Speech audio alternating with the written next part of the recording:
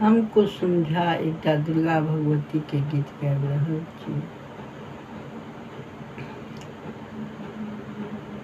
दुर्गा भगवती मैया कतेक रूप देलियै, तैयो अहाँ केरा शुंभ निशुंभ नहीं छोड़लक।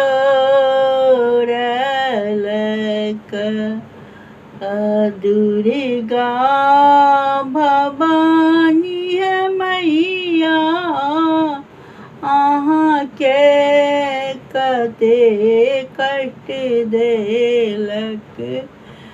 शुंभ निशुंभ हे जग जननी माता,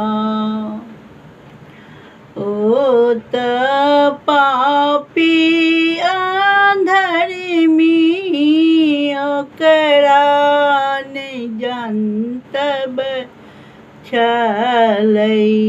ओ छल पापी अधर्मी ओकरा नहीं जनतब छलै। ई माता के छै बरमा महिमा गम अपार, ओ कते कष्ट देलक दुर्गा ओ माता भवानी अहाँ कते कष्ट सहलहुँ। अहाँ के कतेक वर केलक तैयो ने विचलित भेलहुँ।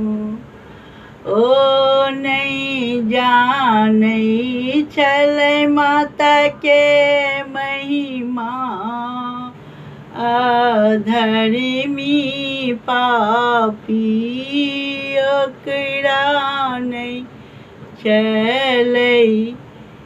ई ज्ञान ओ छल दुष्ट माता के कतेक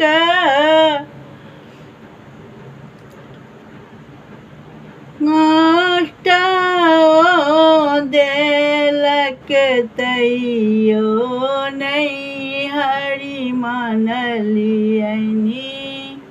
भगवन सबके लथि अहाँ के सहायता, अहाँ हरि नहीं मानलियै।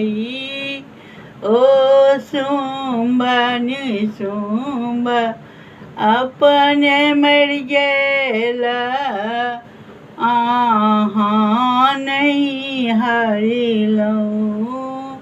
माता छथिन दुर्गा भवानी ओ जग कल्याणी।